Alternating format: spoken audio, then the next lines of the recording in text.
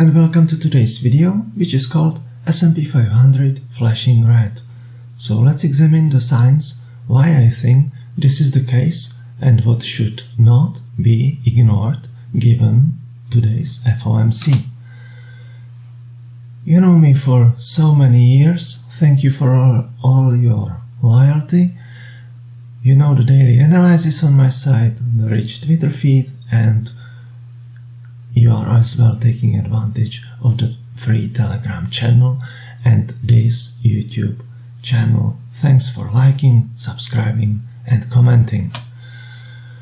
So, let's start with the yields chart.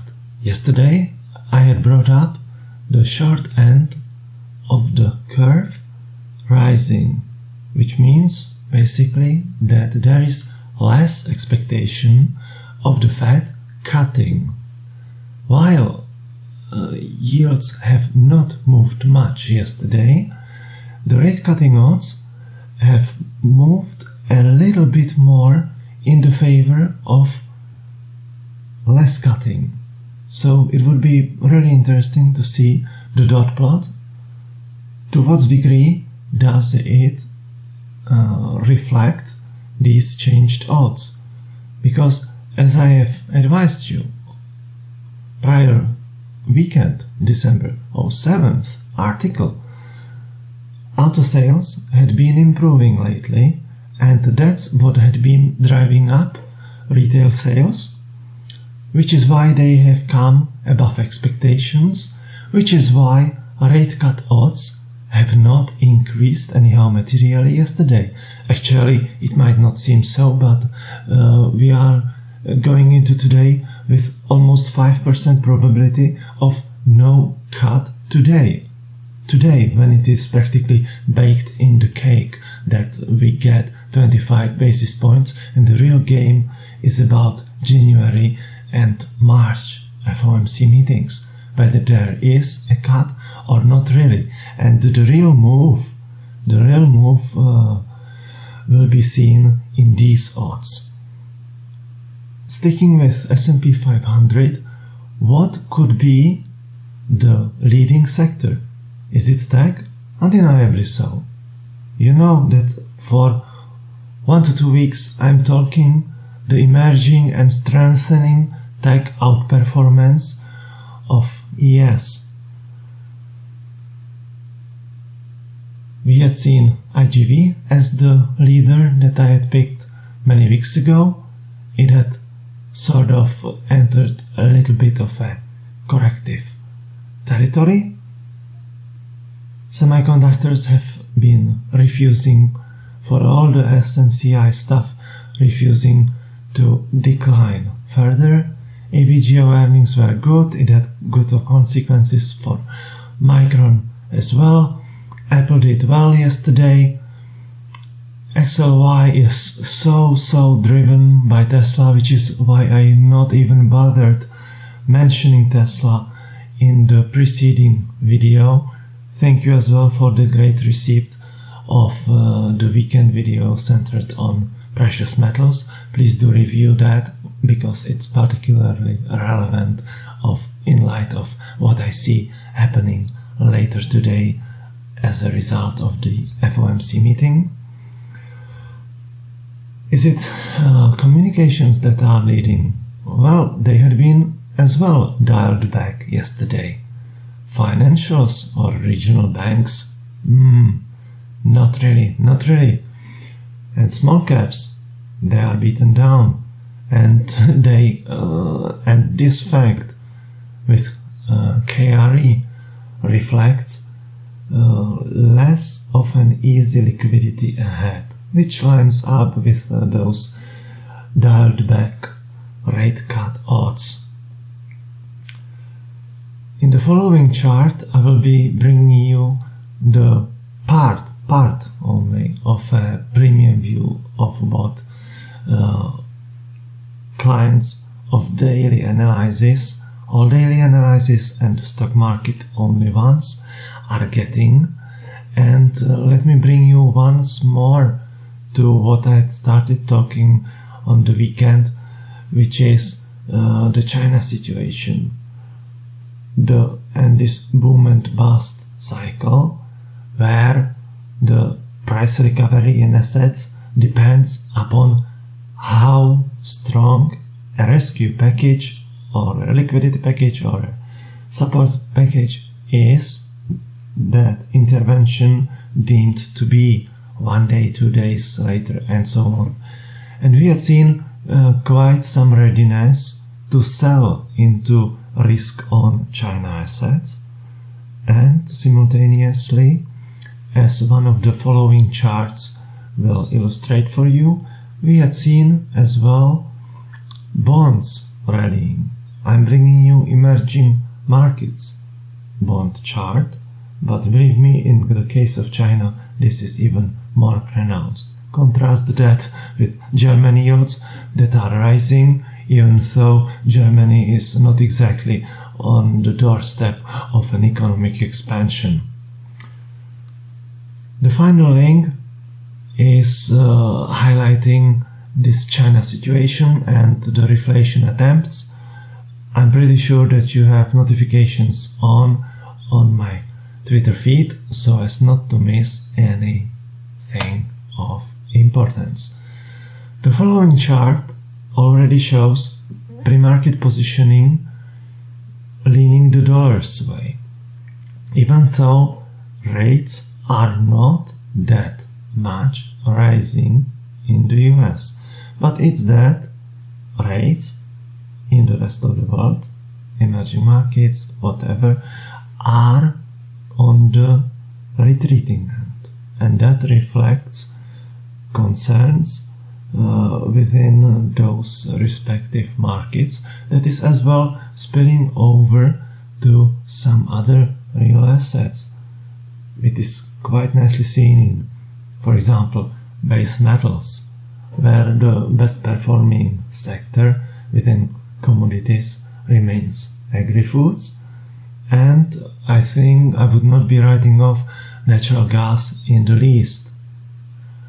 So, coming back to the US dollar, I expect the Fed to cut today and not to disappoint, but it would not be a dovish cut, it would be rather a hawkish cut, and this ascent in USD reflects the fact that the yields differential versus rest of the world is rather rising.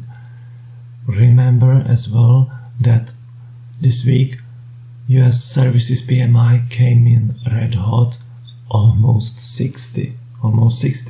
So where is all the recession talk? How justified is it in light of such figures? Not at all. For all the strains in the job market, not at all, I say. Look at consumer confidence. It is still coming above expectations. This is the emerging markets bond chart, which shows a marked retreat in yields, and it is quite a steep one and corresponds to the newfound US dollar upswing. I'm sorry for the background noise, I would be unable to filter it out, but we'll have to live with this. This is a pretty key chart that is highlighting the point about real assets, base metals, be it copper, nickel, zinc, whatever I had made earlier, and it as well influences to some degree oil consumption, because oil consumption in China is as well projected not to rise as steeply. The China tweet that I had made yesterday, it talks not Chinese recession, but pronounced decrease in the growth rate, coupled with rising fears of a deflationary episode. Remember that PPI came in 2.5% negative on a year-on-year basis in China, which was higher than the CPI, which was closer to zero. I mean, the the producer prices are tanking faster in China, and that's highlighting the deflationary fear, and that's weighing down on projected consumption of everything that drives this economy of utmost importance. So what are those three lines tanking? Those three overlaid charts. You see up there that SPY is not at all moving, but volume is rising. And in my view, this highlights risks of first puking reaction to today's FOMC, because as I have highlighted on the weekend, the concentration risk, very much weak, dialed back market breadth that had moved from making negative divergences into negative territory already. We had seen the same readings in advanced decline line / volume yesterday, and those three that are down are materials, energy, and industrials. These should not be declining this much, this steeply, in such a long string if we were on the verge of global growth acceleration. US is in a different situation and will fare it much better in the first half of 1225. As well as regards yesterday's S&P 500 sectoral anatomy, we had seen defensives and interest rate sensitive sectors going down as well. There were a few exceptions, such as Pfizer, that was able to hold up the healthcare sector to a great degree, but real estate is down, utilities are down, and consumer staples are as well down. So that just brings up question marks over the global growth in 1225. I've already talked in preceding videos, the high PPI in the US that came in on a month-on-month basis, double the expectations. I have talked as well in articles, retail sales that are not to disappoint. They did not. Consumer confidence as the soft indicator came in strong earlier as well. And services PMI, once again, they are red hot in the States. Compare that with manufacturing PMI, which is, on the other hand, slightly moving lower from the 50 mark, and it's, if I remember correctly, some 48 maybe 3, something like that, and it's been a decline from the preceding reading. But manufacturing recovery in the States will happen. It's just a question of which month in the first half of 1225 it's going to be. So this is highlighting a little bit of growing divergence versus the rest of the world, and that spells a fresh that opens up a fresh dimension in today's FOMC meeting. If the Fed does not cut and is hawkish, those risks to the downside, risk of positioning continuing, and of tech relative outperformance going on, these are likely to be continuing. But of course we have to wait for the data. I just shared what I think is the market telling us, in its positioning, and I have taken quite almost 360 degrees view.